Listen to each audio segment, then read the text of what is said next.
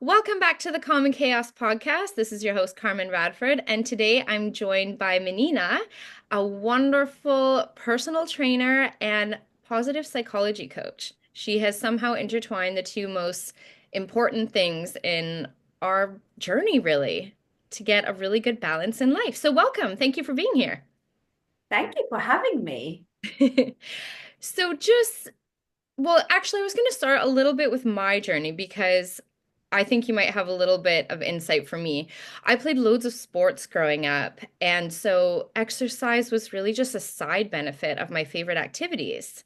And Mm. it was also social group and support. And so now, this much later in life, trying to get a lot more serious about exercise again.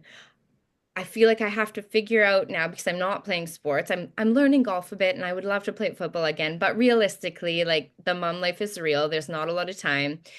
And so I really want to find out what do I love aside from dog walking that is really going to motivate me and feel good. Um, so before we get into everything, for the listeners, can you explain a little bit about what you do, what you qualified for, what's your journey? So I am a personal trainer and positive psychology coach, and I adore my job. I'm really happy and I love it because I've noticed, like, just like what you were saying in the beginning, that you have to enjoy what you're doing, I think. And it's only like when people like they sometimes people think fitness or wellness is just about lifting weights. Yeah. But there's so much more to it. Like, put your favorite music on and dance 3 minutes and it gives you the happy hormones and all those things. So I'm on a bit of a mission to sprinkle happiness and well-being around and just help busy people to feel strong again. Because Yes. I feel like if you're looking after yourself, life is just a little bit easier. Everything feels more doable and you have more solutions and your brain just operates better when you have some happy hormones in you. Yes. Um, I have 3 children Mhm. and I've got 2 cats and one husband. I'm originally from Finland, but Yeah. I've lived here for almost 20 years now. But yeah, that's me, I guess. Yeah, well, it's amazing. I think you're on such a good role and, women's health, I feel, is becoming more and more at the forefront of awareness, really, and so much of it anecdotal. So I'm assuming you get to hear a lot of, the good, the bad, and the ugly of what women are going through, you know? Yeah, absolutely. And I think it's quite sad sometimes that you almost feel like you have to fit in a mold. Like, especially like I'm 42 now and lots of my friends or clients are hitting kind of the perimenopause age and it's almost like loads of people kind of just end up like going in that mold without finding solutions and what's actually holding them back. You almost like feel like you hit the certain age and this is what you're meant to be. And it's just, isn't it just trying to help everyone to find their journey and not believe everything they see on social media, I guess. Yeah. Yeah, and really being in tune, like the first step, would you say, is really being in tune with your body, listening to Yes. your body. Which is so hard sometimes, isn't it? Like we all know when you've had aches or pains, you're tired, but if like walking or running is like your therapy, basically, you want to go and do it, but your body is like, just rest, Mhm. rest. So it's really hard to listen to your body sometimes, but it really is the key. Yeah, absolutely. Um, how do you make time for your own fitness? Do you work out alongside your clients, or is it something that you prioritize somehow in your busy life? Well, I feel like it's been a bit of a journey, and I've had to adapt to moments. So my youngest one is 8 now, and my boys are 17 and 14. So it's been like I had to, at some point, I was really struggling to find time for my own wellness, Mhm. and I had to create a morning routine. I don't like getting up early in the mornings, but that was my only time because Yep. if I didn't do it early morning, then I would be doing like 9 o'clock in the evening, and I just wasn't enjoying it. It felt like such a burden, and then if I didn't do it, I felt even worse. So I think you just have to adapt where your life is, and I actually did home workouts for like 6 years because that's all I could do. And my husband was working long hours, so I couldn't just leave the 3 kids at home and go to places. So I think for my own wellness, I've had to adapt. And then sometimes I've been running more. And recently I actually joined a gym because I was like, actually, this time in my life now, I have a few more windows that I can go to a class. And as a PT, it's quite nice that I can just go and someone else can tell me what to do. Yeah, I bet. Yeah. Like, Yeah. yeah, and like obviously I could do it all myself, but it's nice just to go. And I was like, okay, tell me what to do next and Yeah. just enjoy. And I do try to do as much as I can with my clients. It really depends on my client and what technique they have. But like this, just before this, I was throwing sandbags around in a park for 50 minutes with my client, and I loved it. I absolutely loved it. That's go so good. And I think it must be, and as you said, for some clients, but it must be nice for some of them to see you join in and to sort of have like a partner in it. Yeah, And it's always nice to do together, isn't it? yeah. And so how are you joining in? So being a positive psychology coach, what sort of sparked your interest in that and what made you pursue that to join it alongside the physical health? So, do you know what? I felt like before I did this course, I was almost like a therapist to my clients anyway. And I would go to these sessions and they would just like, oh, like sometimes they would cry, sometimes they would just be so like frustrated. And it would often like, when you exercise, you really push yourself, all those emotions are coming out. And I was like, I just want to be able to help them even more. And when I did my positive psychology course, it was just like the missing piece because now I know what questions to ask. And I do know, like often I get make people cry with my questions because it's so deep. Like, you just when you ask the right question, it really you find the true meaning of something. And I have this saying, like for my work, that you can't make a change if you don't know what's holding you back. And I really feel like it's that the key is just finding the reason. Like you often have people who just say, I'm just not motivated to exercise. And it's often because of past trauma or something's happened. Even like they might have been picked last for a team at school, like 20 years ago, and it's left a negative emotion with that. So it's just really fine trying to figure out what is holding this person back. And sometimes I have PT sessions that we got weights planned, but they come here and they just need to be listened. So we just grab dumbbells and we walk in the woods for 50 minutes. So we do things, but also I bring a few tissues with me and we just talk because sometimes like the worst thing you can do to your body is to put it through a really hard workout if you're emotionally and mentally trained. So I do feel like this positive psychology coaching has really helped me to help my clients even more and to understand where they're coming from and why they're struggling. Hmm. And when you're holding on to stress or anxiety and you don't even sometimes you don't know what it is, like you're saying, but all that, then your body is tense, isn't it? And it's really hard to Mm, properly relax into a physical workout, isn't it? yeah, And absolutely. laughing or crying, like these are releases that humans really, really need. And I think crying is one of those things a lot of us, resist almost, Mm, you know, yeah, and also, and equally, we almost don't make the space to find the things that really make us giggle because those two things release so much of that pent stress in your body. And then suddenly you're going to, yeah. release that and you will be in a much better place to have a proper workout, won't you? Oh, absolutely. And we've done it other way around as well. Like we planned something and I just got the boxing gloves out because I was like, I think we need to Get it do out. boxing today to get the frustration out.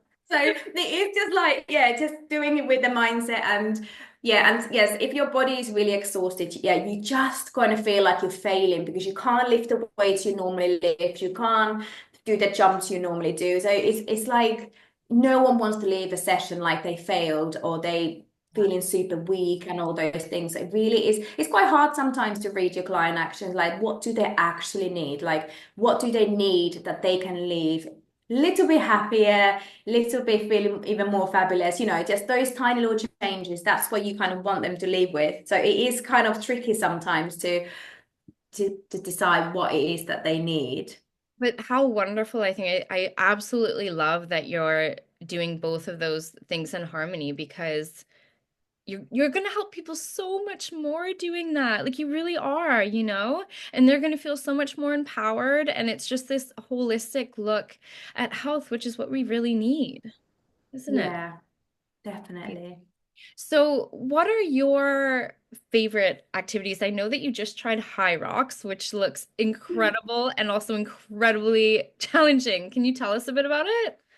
So I have been watching like some of my friends and some of the people I follow on social media do this high rocks for the last 2 years. And I've been like, this looks so tough, but it looks amazing. And what I realized, I don't know if you can relate to this, but I'm fine just doing like everyday training, but I love an event. I love a goal that I train for.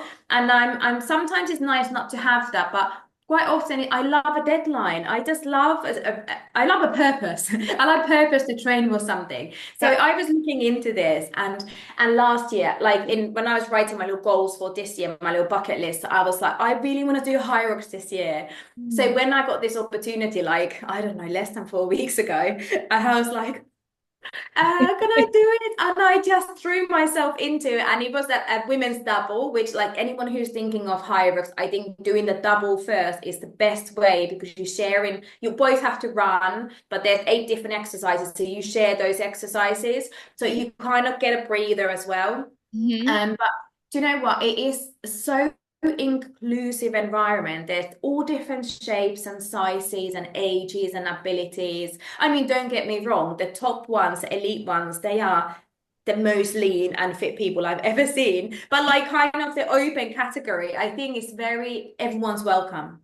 I mean, tickets are really hard to get hold of. It reminded me of a bit of a ticket master when I was trying to get like, Coldplay tickets or something. But like, yeah, so it is hard to get into it. But if you can, I feel like just take this opportunity and give it a go. I think you would love it. I do agree. I think that goes back to, being in competitive sports for so long, there always was a Mm. purpose.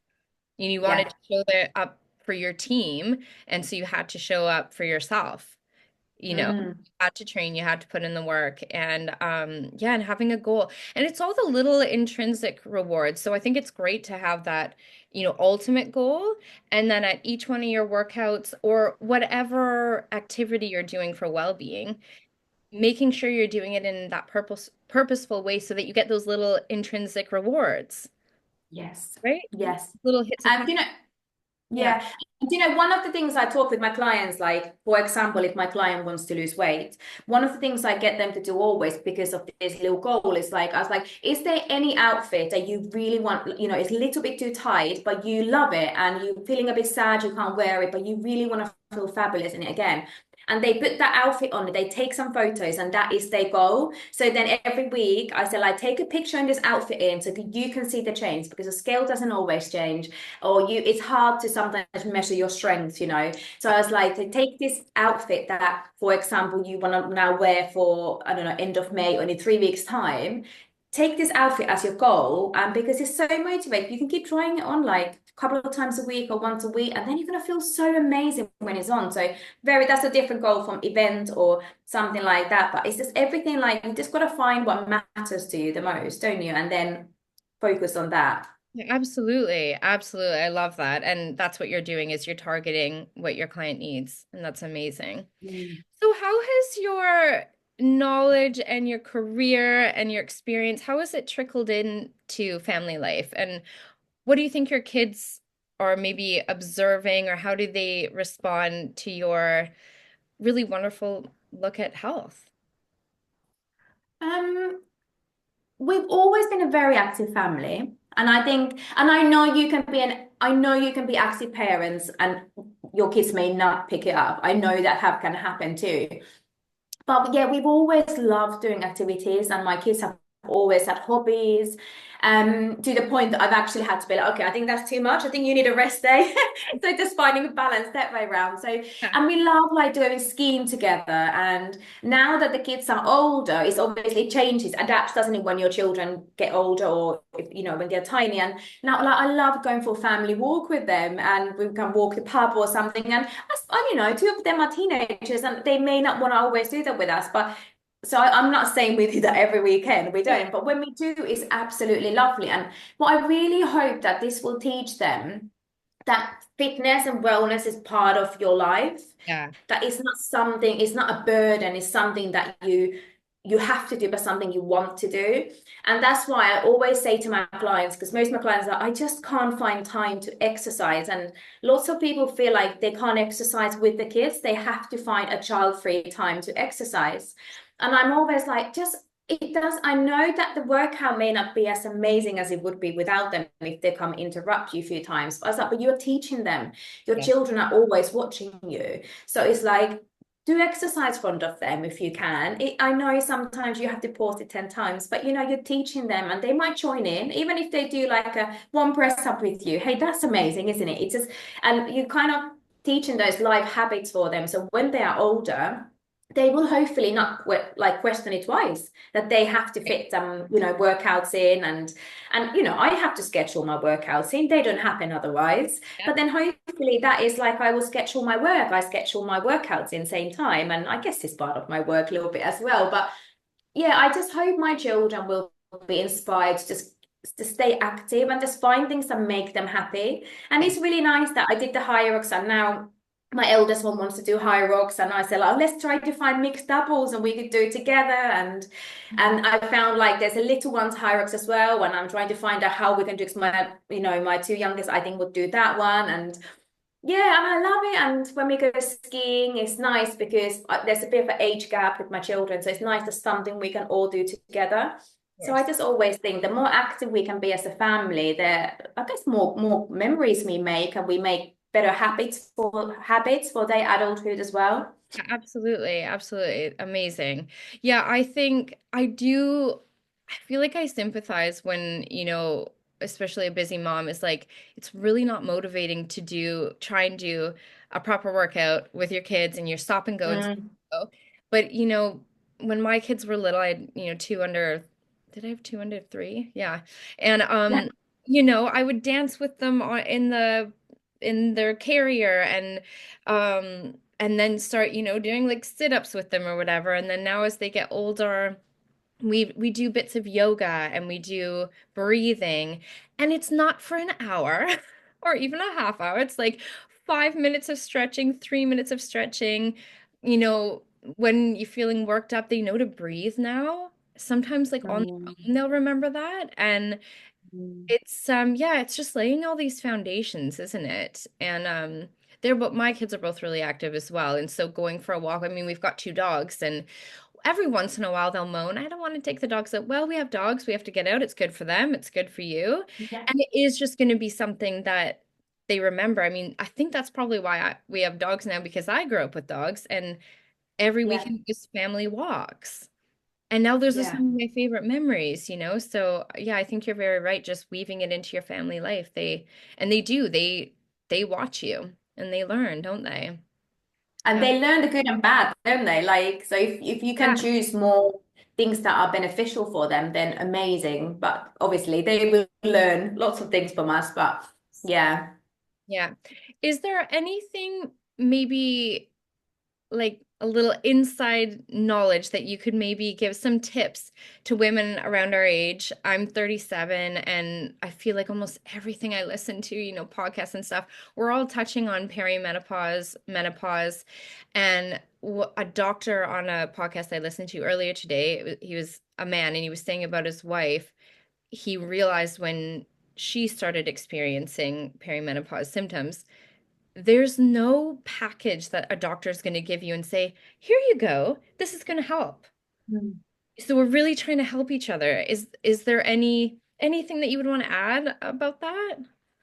Yeah, I guess in my kind of positive psychology coaching brain, there is this framework which is called framework, which is all about like it's the 6 steps to 6 pillars, which is like positive emotions, engagement, which is like your strengths and when you feel like almost like you're in a flow, that you lose the track of time, you're having such a fabulous time, Yeah. and relationships, meaning, accomplishments, and health. Yeah. And they say that if those 6 pillars are really uneven, it Mm, affects your happiness. And I feel like often women who come to that age, it's not very balanced because they may have, everything has changed with motherhood, especially, if you've had children, and often it's the relationship but may have kind of like been on a back burner a little bit, or you may have forgotten your purpose, like you just want to be that good mom, or for example, but you've forgotten yourself, or you've forgotten like where is the time when you're happiest outside of that family life, and you just keep serving others so much that your positive emotions are just driven by everyone else. But if someone would ask you, what do you enjoy doing? Yeah. You wouldn't even know what to say because you just simply forgotten because you've been so busy.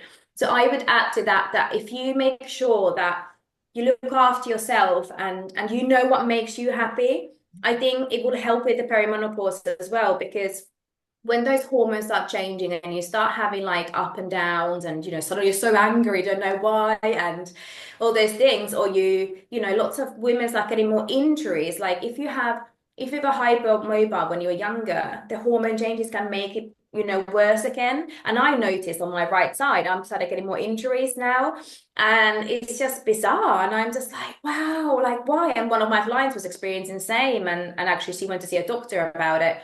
And there's so many things, but I think if your kind of happiness and well-being pillars are kind of balanced, it's much easier to deal with these changes. Yeah. So I think like if you can get yourself into fairly good place with your headspace, Mhm. then any obstacle thrown at you, you have more positivity, you have more options, you're more open for solutions around you. So I think I will say that, like, look after your happiness. And some people say like self-care is so selfish, but I'm like, it's the most selfless thing you can do, because how different are we when we're not looking after ourselves? Like, Hey, it's night and oh day. my, yeah, yeah. So if you keep looking after yourself, then when these little changes happen, because it's normally gradual, it's not, you don't normally go downhill with everything straight Yeah. away. It's normally little things here and there. But if Mhm. you're listening to your body, you know where you are, then you can kind of tackle them one at a time, and ask for help. I would say, like, It's don't strong. settle for being unhappy. Oh, I agreed. That's a perfect answer. And so I'm gonna write all about the perma. We'll talk about that after, and I'll get that up Yeah, so everyone can, take that for yeah, themselves. Yeah, yeah. it's so true. Exactly what you just said. Like I can't even add to that. It's yeah, 100%. Well, before I ask you my last question, is there anything else you want to add? Anything else I want to add? I don't know. It's been lovely. I think it's just like what I would love to, I guess, people just to remember, just to feel happy, like find those happiness. And I have one of these little tips that I on my phone. Hmm. Yeah, I'm going to share this tip, which is really good. I have little reminders popping up every day, Yeah. and you need to obviously choose something that is meaningful to you. And one of my little reminders, well, I have drink more water is one of my reminders that pops up on my phone. But one of mine is that I'm grateful for what I have and what's coming to my way, and that pops up every day on my phone. I think that's one of the really easy happiness hacks, is to just have some reminders that daily who just remind you who you are and what makes you happy. And there's been so many times that something's gone completely wrong and this thing has popped up. I was like, okay, that's very true. Things could be worse. So Yeah. maybe that's just what I'd like to add, is just find little ways to feel happier, find little ways to look after yourself, whether it's just going out for walking around the block. Exercise doesn't have to be an hour. It can be Yes. 5 minutes. Yeah. Just find small pockets of time to look after yourself, and little things add to big results, right? So just look after yourself, even if it means tiny little pockets of time. Yeah, exactly. I think a common theme that I'm noticing just on my episodes is like habits can create results. Tiny little Yeah. habits, because that 5-minute walk can turn into 6 minutes, can turn into a half hour, or it sparks something else because you're out in nature and you have a reminder of something that makes you happy, like whatever it is. But those tiny little things every day, they do add up. And I think it's the hardest thing, maybe as a human, to say, like, I really want to, you know, back to one of your examples, I want to lose weight. Well, it's not going to happen overnight, and you have Mm, to understand, like, accept that first, and then every single day be really gentle with yourself as you do yeah. create these habits. Because it will, Yeah. they, like you say, it will have a big result if you stick with it. And you know what? I do that Yeah. with my phone as well. And my reminder daily is slow down because it just lets me reset and it lets me be okay. Because it just gets so busy, doesn't it? And then you're rushing and this and that. And I find that, like, if I rush, more mistakes happen and more Yeah. stress happens, Yes. you know? And so mine is just like that little thing of slow down. And every time I see it pop up, I'm like, oh yeah. Really slow Yeah. down. I love that. I don't Can have I to just do so add one much. more thing, actually? Yeah. That there's one of the things that lots of my clients, it is about kind of weight loss, but lots of my, like, coming to this age, like 40 plus or something, or from 35, people are like, oh, I just can't lose weight anymore, or, and I think we should be honest with ourselves as well sometimes, because what happens is our priorities change when we get older often. Like, you go kind of more towards what makes you happy than, when I was 20, for example, if I wanted to lose 5 pounds, nothing would stop me doing that. I would be consistent and strict with my plan. And now I'm like, oh yeah, let's make cupcakes because that makes us happy. And then I'm there tucking into my fresh cupcake, and I'm like, oh yeah, I was meant to lose this 5 pounds. Or might be like my girlfriends come around and we have like a bit of Pims or something. And I was like, oh yeah, I was meant to be strict. So what I would like to also say, like, be honest with yourself where you are. So don't always just look outside, oh, who can help me? Because often you can really help yourself. You just kind of like almost like start tracking what you're doing, what makes you happy, and just, yeah, just be honest with yourself and see what can you change to feel Mhm. even better. Yeah, yeah, amazing. Okay, well, before I ask you where everyone can find you, this is just the final question for all my guests. So, what is, and I feel like we've hit on this a number of times, but what is something that helps you stay calm in all of the chaos? It is just my exercise, and I call it woods therapy. So I just go running in woods, or even walking in woods, and I just love being outside and moving my body. Like yesterday, I was really tired and I really struggled, so I just did a bit of hula hooping in my garden, and then I did that, and then I started doing my weights because I was kind of in the zone. Yeah. But sometimes, yeah, for me, I just have to get going with my exercise. And obviously rest days are important too, but for me it's the movement. I think that helps me to stay calm, Yeah. and it helps me to stay happy. Yeah, wonderful. I love it. So, where can everyone find you on social media and how can people book with you? So I am Minniina Wellness on Instagram. So Minniina is MINNINA, and then Wellness, or just Minniina Abbott on Facebook. I do have a website which is www.minniinaabbott.com, and yeah, all my courses and retreats and everything is mentioned there. But yeah, Amazing. come I'll along. link everything so that people can easily find you. But thank you so much for being here. It's so enlightening, and I really just think you're really inspirational. So, thank you so much. Thank you for having me. I loved it.